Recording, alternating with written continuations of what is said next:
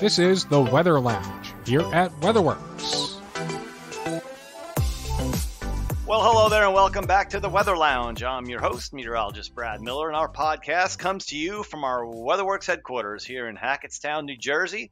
My co-host, Mike Mahalik, is not with us today, so joining me here in the Weather Lounge is our producer and occasional co-host of the podcast, Meteorologist Mike Priante. Hey there, Mike.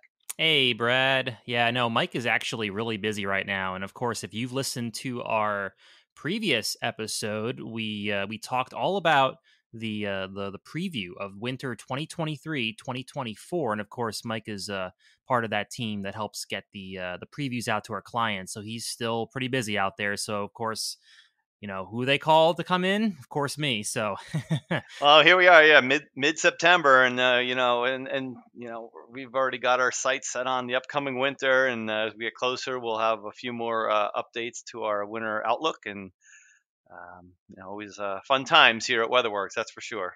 We never stop thinking about winter. No, we always have winter on the brain, even if it's 95 degrees in the middle of July. Yep. We're always like, oh, what's the winter going to be like? Or, you know, when's that big snowstorm going to be? Well, at least maybe not all of us here at WeatherWorks, but a couple of people may be thinking about winter. Yeah, we got a few that like winter a little bit more than others for sure. But, Mike, in past podcasts, we always talk about, the NAO, the EPO, the AO. And basically it's like North Atlantic Oscillation, the Eastern Pacific Oscillation, the Arctic Oscillation. And these are different things of how the weather's influenced by certain patterns. And of course, we look at it in all seasons, but the winter, of course, is where the Teleconnections network of weather really works. Right. I almost like to think of it as like an alphabet soup, if you think about it. There's so many letters and so many different oscillations that we have, and I know it's pretty confusing for just the normal person out there that has no idea what the atmosphere is actually producing. But you hear NAO, EPO, all these letters, but you think, well, how do they actually play a role into our forecasts? And realistically, they actually are fairly important, because long range forecasting, as you know, is not clear cut. There's always all tied into it. Right. There's always lots of things that are changing in the atmosphere. And of course, we look at these signals to kind of give us an idea, really, of kind of what the pattern looks like down the road. Yeah, and joining us today in the Weather Lounge to discuss all this fun stuff with the Teleconnections is fellow meteorologist Kyle Leahy. He is also part of the long range forecast team. He's been on before, and he'll be on with us again in a few weeks when we do release that final winter preview. So, Kyle, welcome back to the Weather Lounge, and thanks again for joining us.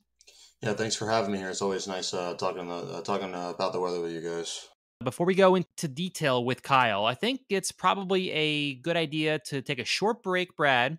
And then when we come back, we're going to dive right into this alphabet soup of oscillations. So stick around and we'll be right back. Hey everyone, it's Mike Priante from the Weather Lounge here, and let me tell you, dehydration is no joke. I went through it myself once, and it's not fun. You get headaches, muscle spasms, cramps, the whole 9 yards. But proper functional hydration is essential for just about everyone. Sometimes, though, water may not be enough, and that's where Liquid IV comes in. They're the #1 powdered hydration brand in America, and their hydration multiplier is something you're most likely missing in your daily routine. You don't even have to be a sports professional to enjoy it either. With just one stick, you can hydrate twice as fast than using water alone. It has 3 times the amount of electrolytes than leading sports drinks, it's made from non-GMO ingredients, and it's chock full of essential vitamins. I personally enjoy the passion fruit flavor, but there are other great refreshing flavors you can choose from as well. So whether you're out landscaping, plowing a parking lot in a snowstorm, heading out for that afternoon jog, or even just feeling run down, Liquid IV is your go-to source for all hydration and wellness. Get 20% off when you go to liquidiv.com and use code WeatherLounge, capital W, capital L, at checkout. That's 20% off anything you order when you shop Better Hydration today using promo code WeatherLounge at liquidiv.com. And welcome back to the Weather Lounge, everyone. Thanks for joining us here. Good podcast topic once again. Talk about oscillations, and a lot of folks, and we're not talking about fans. It's something that is very important, not only to long range forecasting, but also to how all the patterns kind of fit together, not only in the northern hemisphere but the southern hemisphere, and they kind of coexist in kind of feed off of each other. So we got Kyle Leahy with us, and he's part of the long range forecast team here at WeatherWorks. So Kyle, let's talk about the most popular mentioned oscillation, and that's the NAO, or the North Atlantic Oscillation. And I mean, of course, it's very important in the winter, but it's also around in the summer, and it does, lend to a lot of patterns, whether it's a hot, humid pattern or it's a cold and snowy pattern. Yeah, so I mean, with a lot of these teleconnections, as you guys were saying, they are a lot more important in the winter. Um, but yeah, I mean, pretty much the North Atlantic Oscillation is more or less just higher pressure over Greenland. Um, and that leads to a lot more low pressure near like Nova Scotia and southeastern Canada and like the Western Atlantic Ocean. So generally, it just leads to conditions that are a bit colder, or I guess cooler in the summer. And really, the biggest part of it is that it just allows for larger storms to form, regardless of how warm or cold it is, really. Right. And one thing that I've always heard about, when everyone's talking about, oh, the NAO is going to be negative, it's going to be positive. And it's like, I understand that there's only one thing that we're looking at here, but on the bigger scale, it's not just the NAO. And we're going to be talking about all these other oscillations too that have a role into this. But it's funny how people see, oh, it's going to be a negative NAO, we're primed to get a storm, but that doesn't always happen, right? No, there are a lot of really tiny nuances, like especially with storms. There are a lot of really small nuances that can kind of make or break a storm, which is pretty much what happened last winter, as we'll get into. Like there were periods where we did have a really strong negative NAO, but as most of us know, unless you're in northern New England, you didn't really see that much, and that's because of tiny little nuances and also other teleconnections that weren't favorable along with the NAO. So it's all kind of part of a bigger puzzle, really. It's not like you can't really look at one in a vacuum and just kind of come to a bigger conclusion. Right, and when the NAO is negative, we also talk about blocking a lot, which you just kind of referred to. We have a big high in Greenland, so that kind of forces all the weather, if you will, to the south and into the United States. But then again, we had a negative NAO, like you said, at times last winter, but it just didn't cooperate with the rest of the teleconnections, did it? No, it did not. We'll get into like the PNA and stuff like that, and that did not help out at all. It pretty much wasted some really good blocking, which is pretty unfortunate. Yeah, for all the snow lovers. Yeah, it's pretty unfortunate. So it does happen though. So what about? I was gonna say, Mike. What about the Arctic Oscillation? How does that differ from the North Atlantic Oscillation? So the Arctic Oscillation and the North Atlantic Oscillation are pretty well correlated. Like most of the time when one's a negative, the other's negative, and when one's positive, the other one is. But the Arctic Oscillation is more important for getting cold air into the United States as a whole, like not just the western and eastern US, because it's pretty much a measure of how strong the polar vortex is. So if you want cold outbreaks into the US, you want the polar vortex to be weak. And a negative Arctic Oscillation means that you have generally high pressure over the pole, right, which is indicative of a weaker than average polar vortex, and vice versa. If you have a really positive Arctic Oscillation, it's probably just not going to be very wintry, because a lot of the like the jet stream is tucked up north. It just makes it a lot more difficult. The old polar vortex. When's it going to hit my backyard? Yeah. Do you guys remember when the polar vortex was such a big thing back in the 2014? Yeah, big buzzword. Yeah, that with bombogenesis and all the fun words that the media and the social media like to use. But yeah, going back to that negative AO and and another thing like you were just talking about, Kyle, is when you have that negative AO, it's a very wavy jet stream where you can get that cold air away from the poles and down into the mid latitudes, versus a positive AO usually means it's very tight around the North Pole, and like you said, south of there's not a lot of cold air available. It's more of a zonal, milder flow of air, even around most of the globe at that point. Mm-hmm. Yeah, pretty much. Okay. What about now? This just got me thinking, because Kyle, you said that the NAO and the AO are pretty similar, I guess, more correlated. But has there ever been times when the AO is more positive or negative than the NAO? Yeah, because I know they're very similar, but Is that possible, or And are they they fight very each other, close? Kyle? In a boxing ring, right? Like, oh, Yeah. I want to be positive, I want to be negative, and they're fighting each other. Yeah. Yeah, I mean, I can't think of like any good examples off the top of my head because a lot of the time, again, like when there are really strong like blocking patterns, a lot of the time that high pressure is going to push into the pole. But yeah, no, there definitely are times like if you were to look for it, you'd probably find a lot of examples of it. But that usually happens when there isn't really too much of a pattern occurring at all. Like it's kind of like things are kind of changeable. So, for example, if like there's kind of flatter flow near Greenland or near the Arctic, and there's a lot of high pressure and low pressure moving through, that's when you can get stuff like that. But whenever you have like a really strong winter pattern in place, like let's say you have the polar vortex over Greenland or you have a big high over Greenland, they're just going to be linked up more. But there definitely are times though. Like if you were to look for it, you'd probably see it a good amount. Okay. Interesting. Well, I just was curious. Let's flip the coin here now and talk about the Pacific, because now so far we've just talked about the North Atlantic, the Arctic oscillation, which is more of a east-based, oscillation stuff that really impacts here, of course, Northeast I-95. But the Pacific oscillations also have a big impact on the East Coast as well. So let's dive into like the PNA first. Also, before we get into that, this is just me being curious. Is there a reason why we call it the PNA and not like the PNAO? Like, because I notice it's like the Pacific North Atlantic, but like that's almost like cut off. Like, what about the North Atlantic? Like, is it an oscillation? Is it like is that just more of a naming convention? But I just was curious about that because the EPO has an O at the end, and Yeah, we talk that's about true. the MJO has an O at the end, but PNA is kind of like all by itself. I think it's the Pacific North American pattern.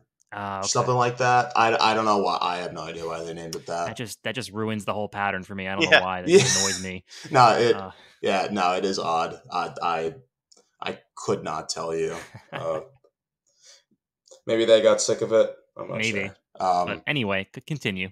But yeah, so in terms of the PNA, that like the best way to think about that is that a positive PNA is when you have higher pressure generally over like British Columbia and just west. So whenever you have like a big ridge over the west coast, like 95% of the time that will be corresponded with a positive PNA and vice versa. So if you have a lot of low pressure diving down like into California and stuff like that, that is a negative PNA. And that is really so. I guess when we get into the other like Pacific oscillations and teleconnections, I like to think of it as the Pacific, at least for us in the East, kind of like determines how much cold air you really have to work with. And then the Atlantic is more like, okay, well now this is the chance of us getting a bigger storm or not. So like how we were saying, the Pacific or the PNA, I guess more specifically, kind of ruin the blocking. The reason why I ruin the blocking is because you need to be blocking colder air. And we had a really, really negative PNA.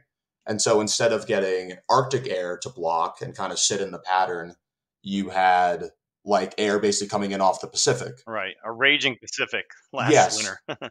Exactly. So it's like you have the blocking, but what use is a bigger storm if it's going to cut to the west or if there's not enough cold air? So that can happen, and it does happen. So blocking kind of isn't the end all be all when it comes to like a winter storm. Like you need other stuff to cooperate, or at least not be a negative factor. Right. And I guess also to point out here, we're focusing like better winters on the northeast part of the country, the United States. But, of course, if this cuts west, that's much more favorable for our Midwest, or I should say Northern Plain friends, right? Yeah, no, exactly. Like if you live in the Midwest or the plains, you actually want a negative PNA. Right. Because then you have larger systems diving into the West Coast, and then instead of strengthening off the East Coast, everything's kind of shifted to the West, and you get strengthening storms that are occurring over like the Southern Plains, and kind of like instead of the storm track being off the East Coast, it's kind of more like through the Ohio Valley or just west. Right, which is kind of like what would be a nor'easter for us. It's now a nor'easter for like the plains and Chicago even. Yeah. Yep, and that's what happened last winter. Like Minnesota had a great winter last winter. We'll go through pretty much the each teleconnection, like Kyle mentioned, and like what combinations are the best at the end. But for now, I think we're just going to go right through each individual one. But of course, we're not leaving anyone out here. We're going to be talking all about just kind of how each connection works with each other. So Yeah, and that negative PNA, and that's what really resulted in that epic winter for the Sierra and places out west where they just got like I think one place got 800 inches of snow or I something. know I it's mean, that's just insane. Yeah, I mean, oh, like the snow got over the roof. now, granted, they have altitude, right? They're up there in elevation, but still, it's just the upslope and the just crazy amounts of snow around the Tahoe area, and yeah, I guess when the Pacific's wide open like that, and all that moisture's got to go somewhere, and it's forced upward into those 10,000-foot mountains. That's what happens. Yeah, yep. Last year, I mean, pretty much with the 3 La Ninas that we had in a row, um, those generally like the big feature with those is a negative PNA. So that's when the West really cashes in. And same with like the Northern Plains, Midwest generally.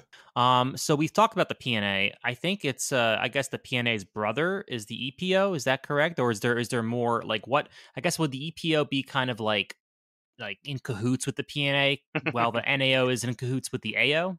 Or is that kind of how it works? Or what exactly are we looking at with That's a the good way to EPO? put it, Mike. I like that. Thank you. Yeah, yeah. No, I would say it's actually pretty similar. So they share a lot of the same space. So the PNA is more like Western North America, but the EPO is more, think of more like Alaska and northward. Okay. So the EPO, so a negative EPO is high pressure over Alaska generally, and a positive EPO is low pressure over Alaska. So that teleconnection is more indicative of like, what are the odds of you getting like an Arctic blast? Into, I mean, those generally fall into the plains, like the northern plains, but they can fall anywhere. They can fall to the eastern US or the west coast even. But what happens is that if you have a really negative EPO, then high pressure set up kind of north of Alaska, and that's when you're able to get air, really cold air from Siberia into the US. The cross polar flow, right? Yes. Yep. So a lot of the time, so like the reason why the winter of like 2014, 2015 was so cold is because you had a really, you pretty much had like a massive ridge of high pressure extending from like Southern California all the way up into the pole. And it's just a constant supply of cold air into the Yes. Northeast and Mid-Atlantic. Yep, exactly. So a lot of the time they do share the same space. However, there are times though where you can't. And I think this is easier than the AO NAO stuff, but there are times where you could have like, I don't know, the polar vortex might be over Alaska, so you have like a really positive EPO, but you can still pop a little ridge over like the west coast, so you could have like a positive EPO and positive PNA. You could have the other way around where you might have like a Rex block where you have like a really strong ridge over Alaska, and then you have like a trough undercutting it. So it's a bit easier to be changeable. But yeah, I would say like generally speaking, if you want snow in the eastern US, you generally want the Pacific to be more cooperative than the Atlantic. Um, because you can get winter. So like 2014, 2015 again, like the NAO was like super, super, super positive that winter. Like the polar vortex was basically over Greenland, more or less. But that didn't matter, really. I mean, that was a very snowy winter because it was so cold. But if you have it the other way around, where if you have like the polar vortex over like Alaska, there's no way in hell it's going to be snowing. It's just not possible. Right. So the AO that year, was that also super positive as well? Yes. Yup. Interesting. So it's interesting when you mentioned that, the NAO. It might have, well, it was probably less positive than the NAO was. I'm sure it was. It probably wasn't because, like, if you think about it, like the ridge from the EPO probably also poked into the pole as well. I can Okay. tell you though, it definitely wasn't negative. It was Right. definitely positive, but it wasn't as like ridiculously positive as the NAO was. Right. And what I was saying here is that, it's crazy because we talked about NAO and AO and how, like, negative is kind of what you want to see. But in this case, in this type of winter, as I was mentioning, it's not always just one or two things. There's a ton of things you look at in terms of whether or not you're going to get cold and snowy weather. The AO was positive and the NAO was very positive. But of course, the EPO and the Pacific pretty much kind of dictated how the polar vortex pretty much affected our area. So there's just a lot going on with that for sure. And I know we're on an audio podcast today. We do some video ones also on YouTube. You can always check those out in the Weather Lounge. But if you're trying to visualize like what am I? If you're listening to this, what am I visualizing? You can actually just see all this stuff. You just go to a model's web. I mean, Tropical Tidbits is a big one. Go there and you pull up what's called the 500 millibar map, and you could see not really the oscillations themselves, but you can see the trough and ridge pattern. You can make out what's going on. So like last year, like Kyle was just talking about, if you pulled up a 500 millibar map, let's say in January, you'd see a huge trough out west and kind of a ridgy pattern out east. And you see the dips and the ridges, and it's very easy to pick out. And you can see all these things that we're talking about and how they're actually reflected in the day-to-day pattern that we even look at, when we're forecasting, especially if we're looking ahead to a couple of days and things like that. Right, of course. And to that end, Brad, I want to make a shout out here to kind of a plug for us. But if you go to weatherworksinc.com, in the top right corner, we have a news section, which is where all of our blogs live. We have a ton of blogs that our meteorologists have written, and we have a couple just on this topic exactly, teleconnections. And if you want to get more of a written version of what we're talking about, and you a can good always visual check there. There's a lot of visuals and maps on there too. Oh, of course, 100%. Tons of visuals there as well. In case this, because I know to the normal person, this might be a little bit overwhelming, but if you just kind of take and break it down, it does end up becoming a little more easier. And I know people are some people are more listeners, some people are more visual learners, so it depends. But you can check us out at weatherworksinc.com. Yeah, and also, I mean, even like some pretty good hobbyists and some meteorologists, just like they don't really teach you this stuff that much in school. Like you kind of have to learn it yourself. Yeah, no, it's you're right. I mean, they don't really get that into it. I mean, as meteorologists, even today, you learn something every day. You're going through, forecasts, and it's, of course, the weather doesn't always work out how you think it's going to, and you learn from it. And that's that's why we're meteorologists and constantly learning about the forecasts and the weather itself. But it's the basics are always there. We know the basics and we know everything like that. But it just Mother Nature sometimes has the final word, and that's for sure. Before we jump into the MJO, I wanted to bring up something that we didn't have on our list here, but along with the Arctic oscillation, I've heard of the Antarctic oscillation. We're talking far away now, but Kyle, does that have any, I've seen people talk about that, does that have any sort of impact into the pattern up here, or is it more of a Southern Hemisphere thing?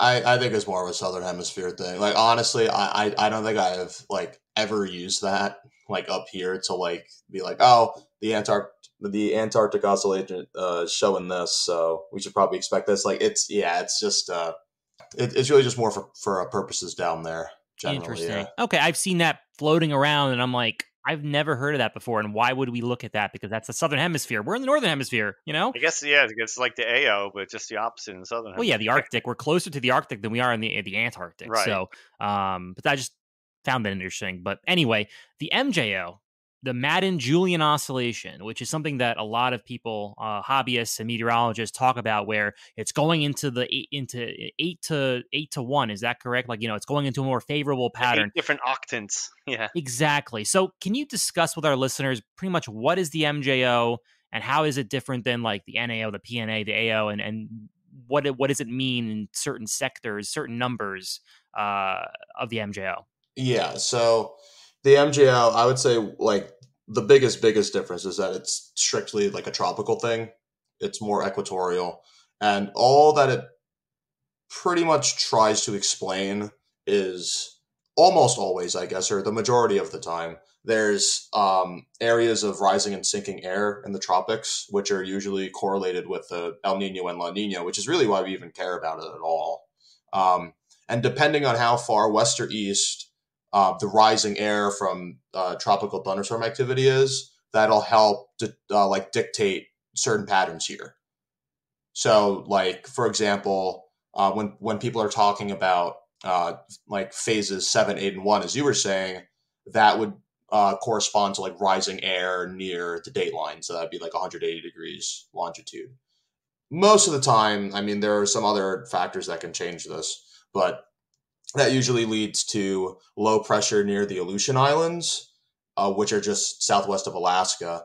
And as we were talking about, that most of the time leads to a positive PNA and negative EPO. So that usually leads to a colder pattern, and vice versa. So it's just something that it gets very more like chicken or the egg, sort of. but this would be more generally sparks a lot of our patterns here, I would say. And that's what's amazing, Kyle, about all that is like something that's happening, almost on the opposite side of the world in the northern hemisphere has impacts on our weather. You know, maybe not so much in the next couple of days, but it's a pattern that we can look at. And like you were saying, you'll see forecasts out there for the MJO, and they'll say, yeah, it's going to probably head into phase 1 or 8 later in the month. So that kind of gives the long range forecast. Okay, maybe we're going to end up with a negative NAO because of this, and maybe we do have a cooler trend of weather headed our way, or just the opposite, and again, it's something that we could look at going forward. And it's amazing. It'll show you like where the phases have been over the last week or two and where it's kind of headed. So, and if it sits in a certain phase for maybe 2 weeks, then maybe we have a 2-week prolonged area of cold weather here in the Northeast. So the phases of the MJO that are more favorable for, let's talk about here in the Northeast, that's 7, 8, and 1. Is that correct? Yeah, Okay. I would say so. Okay, and what would be unfavorable? Everything else, or is there more so? As I've noticed, where like someone's saying we're now going into an 8 versus like where we've been in an 8 for a while. Like, is there a correlation between changing phases, being in a phase for a while, or do you want to kind of go into we want to go from 7 to 8 or 8 to 1 is better, or maybe we go from like 7 to 1 like over a span of 2 weeks? Like, are there all these nuances here? But what is the perfect kind of setup for cold, or I guess snow here in the Northeast based on the MJO? So with this kind of stuff, I mean, just given that so far away, there's a lag, Right. generally of like a couple weeks or so. So let's say with the favorable phases, 7, 8, and 1, if you're just flying through them, you're probably not going to be seeing too much of an impact, because like you kind of do need. And again, if you think of this sort of like thinking about tropical thunderstorm activity, if you have that activity and like the persistent rising air over the same area for a while, it's just going to lead to like a bigger feedback. So preferably you would want to sit in the favorable phases for, like probably like a couple weeks, and then, or maybe even longer than that. And this is again where like La Nina and El Nino ties in. So what you were asking about, like the unfavorable phases, a lot of the time, like that's why La Ninas are not so good. So it kind of gets overlooked, but those phases would generally be 4, 5, and 6. So that corresponds to, instead of the rising air being over the dateline, it's more over like Indonesia and like the maritime continent. And so instead of getting an Aleutian low, which leads to a ridge over the west coast and Alaska, you actually end up getting an Aleutian high, and that usually leads to like troughs forming over the west coast, or just a negative PNA, which is what we saw last winter. Okay, interesting. No, I thought that was interesting because, like I said, I've seen so many times someone saying the MJO is favorable, but it's like, yeah, but if it's in the phase for like a few days versus like 2 weeks, like doesn't make sense, right? Yeah. Yeah. Now, also, I was going to say, Kyle, talk to us about, and I'm not even all that clear on this kind of stuff. How when you're looking at the MJO and you have the center part, when it gets further away from the center, that means it's more extreme. Versus like when you're tighter to the center, I guess, where it can kind of travel through a bunch of different phases in a shorter amount of time, as opposed to when you're further away from the center. Where does that come into play? Like, what causes that? Radially, like the distance away from the center just kind of corresponds to like how strong the convection is.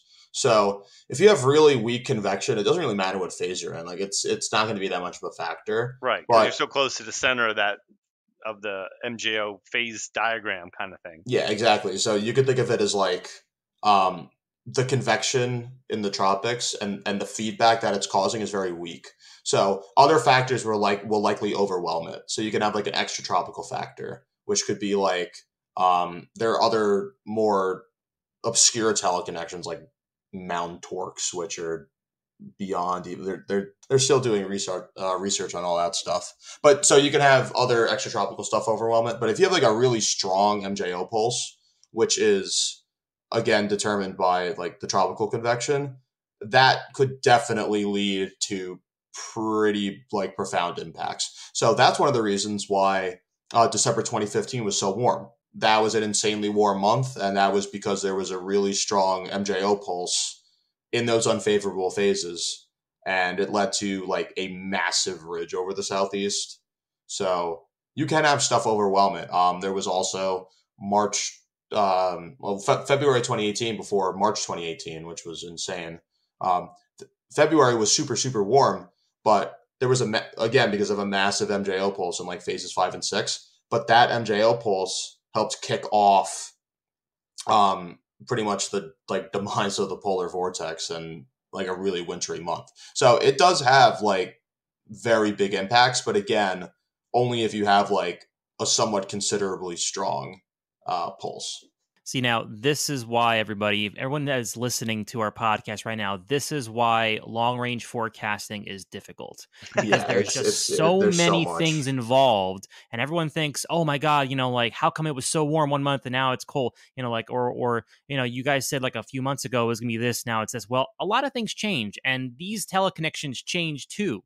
They don't just stay stagnant. That's why our winter forecasts too take a lot of effort. And it's not just when we get our final outlook, there's going to be more tweaks as we go forward. We have updates in January as well, because things they don't always go as they are. It's almost like the butterfly effect too. Like you have one little thing that changes somewhere, and all of a sudden it just kind of collapses down to like almost like dominoes. Like all of a sudden you hit one domino and then they just keep going and going, and that changes. You had a simple state and now it's changed. And even when we do short-term forecasting, and you see this on social media so much, whether it's a tropical system or it's a snowstorm, people live and die by every single run. And if you did that, you'll never be a good meteorologist or forecaster, because, you may look at one model at 12Z, which is in the morning of a certain day, and then the next day, the same model shows the same snowstorm potential, 300 miles further east. And again, you can't jump on every model run like that, but yet you see it on social media and people just live and die by this stuff. And that's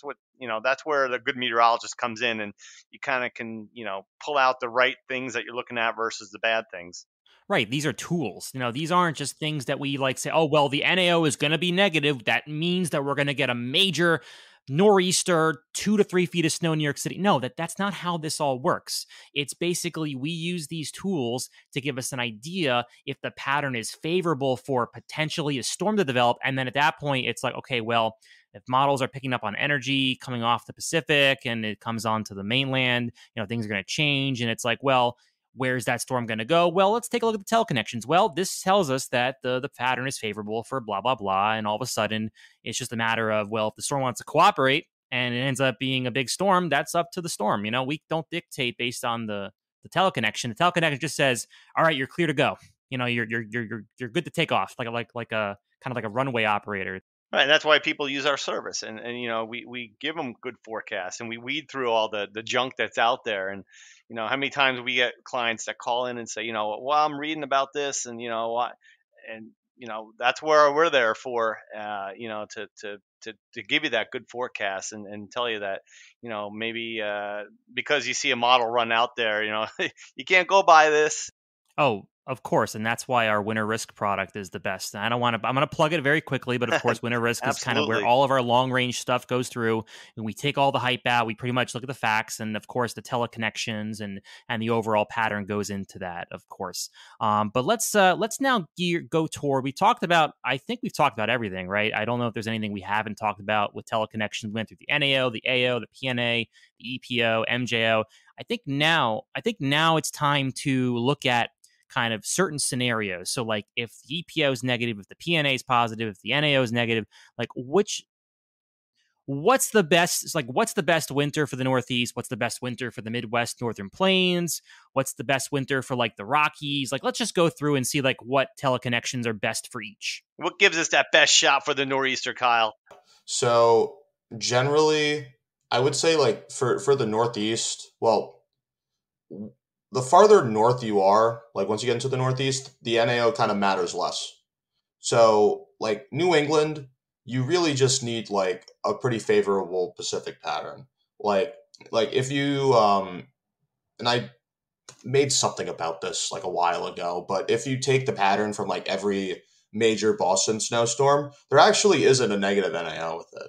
because you don't need anything to be blocked south. They usually have enough cold air already. Yeah, I was going to say, climatologically, it's going to snow in New England regardless. Yeah, exactly. Like you can look at storms like January 2022, the NAO was positive there and they got smoked. There was a Juneau in 2015. There was a super positive NAO and Worcester got 30 inches of snow. So like you don't need a negative NAO. So I would say for New England, like I would say on like Hartford northward, you generally just need like a big ridge in the west. So that would be like a negative EPO and a positive PNA generally. Like, and I would say you probably want the AO to be negative too, but the NAO just isn't that big of a factor up there. Once you get to like New York City southward and like especially DC southward, you pretty much, if you want like a snowstorm over 12 and especially like, you know, the real big dogs over 18, you like need a negative NAO. Like it needs to be there. Because that leads to, it pretty much gives things more time to develop. Like you could think of blocking as like a bit of a traffic jam over the Atlantic. Like it's pretty much because you have all these low pressure systems that are just sitting there. They don't have room. So things have more time to coalesce. So there have been times where you'll be looking at a storm trying to develop and it just barely misses. Like something's just out of whack. But in these patterns, you actually do have time. And the NAO also, as Brad was saying, it just kind of forces the jet stream south. So it is generally colder. You have high pressure systems that are more easily blocked in there. It's just a more favorable pattern, and you pretty much need it. However, if you want to get nickel and dimed in the eastern U.S., you don't need the NAO, but you need the Pacific to be cooperative. I would say in terms of the PNA, what's actually interesting is that if you want those smaller storms, and by smaller I mean like I don't know, generally under 6 to 8 inches.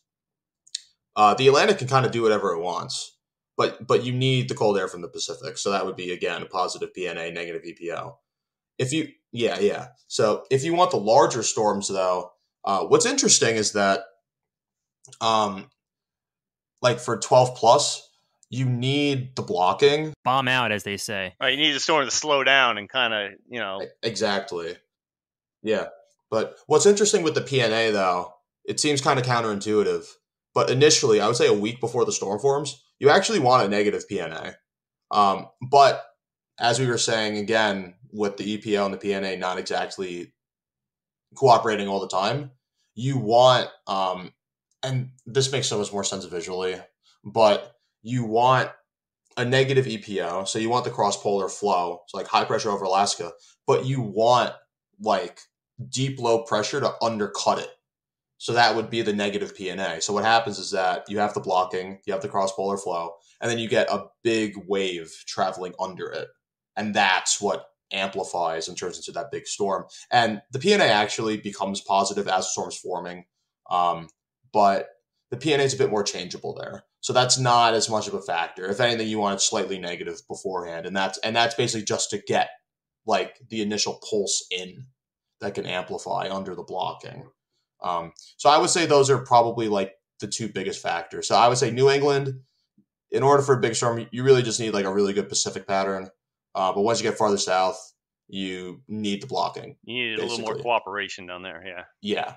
Was the 2009, 2010, the Snowmageddon in DC, was that more of a very, very negative NAO? Yes. Kind of suppressed the jet stream? Yeah, that's what I thought. Because, like, I mean, there was that storm, there was like almost nothing in like Connecticut, like, or northern Jersey. And it was like the gradients in that storm were crazy. So, like, while New England's like, we don't care about the NAO. Well, if it's too negative, then all of a sudden they end up not having a whole lot. Yeah, it's actually a bit of a problem for New England. Like, so New England, compared to climatology, so compared to average, like El Niños are definitely a lot better compared to average for the Mid-Atlantic. Because what can happen is that you can have scenarios like that where the blocking is too strong. There was the blizzard in 2021. That was a La Nina, but there was a ton of blocking that year. So I guess they're kind of similar. Like Boston got not a lot of snow from that. Like that was the one that kind of hammered New York City and where you guys are. That one, the blocking was so strong that it got shunted south of Boston. So you actually don't want massive blocking because a lot of the time you can be dealing with suppression. So you kind of want it to be more neutral. And if it's positive, really doesn't matter that much because they get the Miller B storms, which have a habit of forming too late for New York City, but just in time for Boston. Right. Those are the ones that glide across the Ohio Valley, then kind of bomb as they hit the Atlantic. But like you said, they're a little too late for New York South, but then it starts to really get its act together as it climbs up the coast. Yes, sometimes too much of a good thing is not good. Too much of an NAO, it's like, oh wow, this is great, and it's so negative. It's like, well, it's starting to get into deep negative territory, which means you're not gonna get anything at all. Yeah, look at last December. Look at last December in the Northeast. We had everyone was looking forward to. Oh my God, look at the NAO around Christmas time and the week after. But the Pacific, like Kyle's been saying, it just wasn't cooperating. It was too strong out west, or it crushed our hopes of any kind of our hopes and dreams. That pretty much for snow lovers. Yeah, I mean, there was basically with that one, the PNA was just so negative that the polar vortex dove into the western United States. And when that happens, it's not happening. This is not happening. And if you did manage to kind of get the polar vortex, just like in a normal spot, you get the wave to kind of just continue propagating east and then just like bombs away, basically. But this one just fell into the west, and there's your useless and negative NAO. Yep, no, it happens. Who cares about the damn NAO, Well, anyway. All right, so we talked about the Northeast and the Mid-Atlantic, and we kind of went through that. Now let's shift west here, and we kind of mentioned that with, like, what happened in December 2021 or 2022. But let's take a look at, like, the Midwest and the Northern Plains. Like, does the NAO have a big factor when you get into, like, North Dakota or, like, Kansas or, like what in that area is best for, I guess, a good, solid winter for them? The NAO, once you're over there, it's not as much of a factor. It's not. I mean, you would prefer negative NAO. I get, like, if you're farther south, you would. Once you're into the northern plains, it's pretty much like New England, where it's just like you just need the cold air, which is more determined by the Pacific. If anything, you would want like a really solidly negative EPO. So like and a negative AO. A negative AO is good for everybody, basically, because it just allows cold air. It allows cold air to get farther south. So you would want, I guess, in an ideal world, perhaps like a neutral NAO. So like really not too much happening near Greenland, but then you have like a big high pressure center over like Alaska northward to get the cold air in. But then like a negative PNA undercutting it so that you're able to shift the storm track south. So what happens is that that sounds kind of similar to what I said for the Mid-Atlantic, but the major difference there is that the NAO is kind of like neutral-ish, or the PNA is so negative that it can overwhelm the NAO. Because what happens is that when the NAO is negative, a storm that tries to cut northward cannot. Most of the time. I mean, there are exceptions, like we saw last winter, but most of the time, a storm that's really good for the plains gets shoved south and amplifies later. But I would say for the plains and Midwest, you generally want a negative PNA, but you still need to get the cold air in. So you would want a negative AO and a negative EPO alongside it. Okay, interesting. What about the just one more other thing here is the Pacific Northwest, or like kind of like the western coast, because there's been some winters where like Seattle just gets hammered. Now, is that similar? I guess the obviously the Pacific North Atlantic pretty much dictates their winters, right? Pretty much. Honestly, I don't even think it really matters at all for them. The AO probably does, because that's where you get, again, the colder outbreaks easier to do. But I would say for them, you kind of want like a Rex block-ish setup.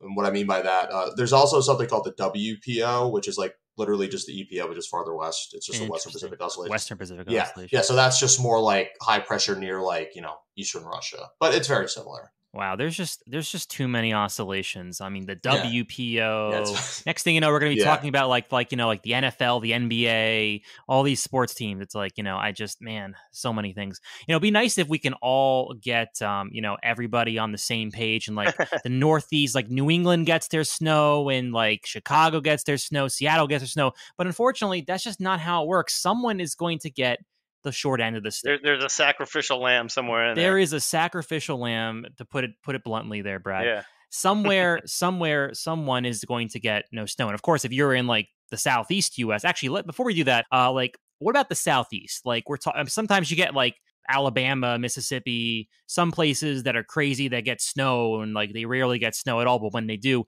the NAO, I assume, is what really dictates that, correct? That and the El Nino, I'm sure too. That becomes a big factor for the winter down in the southeast. Yep. Yeah. Generally, you would want like a moderate El Nino or stronger El Nino because you get the subtropical jet.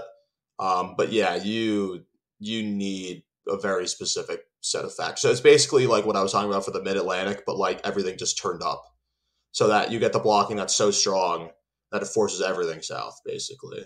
And Right. a lot of the largest storms in the southeast didn't do anything up here Right. because Well, they're just shunted so far south, basically. well, I'm sure our friends here in the southeast U.S. and the deep south really don't want snow. So let's just keep it that way, because I know our friends here in the northeast, especially New England, really don't want the NAO being that negative, because then it's just kind of dry and cold, and we don't want that. We want the snow. So let's just keep it that way, and while they'll take the sacrifice of no snow down in the southeast. So. All right, well, I think that wraps it up, guys. Good talk here. Kyle, thanks so much for joining us again. As always, great stuff, good insight. And of course, we'll have you on again in the future, specifically also to talk about pretty much the official winter forecast, which Yeah, we that'll will be out next month, right? Yes, so our winter preview number 2, which is to our clients, will be coming out, I believe, early next week. But that's really not a whole lot of, we're just kind of more tweaking. But the official forecast with our snow maps and everything will be released, I believe, at the end of October. So make sure you stick around for that, and we'll also have a webinar out as well. More visual representation. If you don't want to listen to our podcast, you want to look at the webinar, we'll have some links out there next month as well. So be sure to stick around and check out our blogs. Don't forget on the all this fun stuff. Our blogs, weatherworksinc.com. Of course, you can check out. We have a ton of information, a plethora, if you will, of information. Yes, plethora.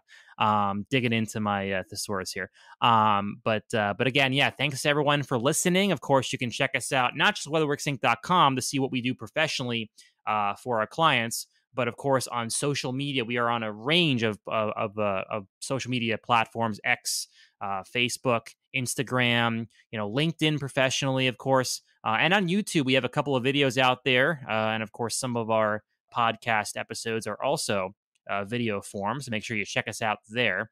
And again, you can check us out here, Weather Lounge, any podcasting platform you have. Make sure you give us a like and rate us, and definitely pulls our show forward in the rankings here. We really appreciate any advice or any topics you have. Just make sure you email us at weatherlounge@weatherworksinc.com, and we might maybe talk about it down the road. We're always open to suggestions. So with that, we'll end it here, and we'll see you all in the next one.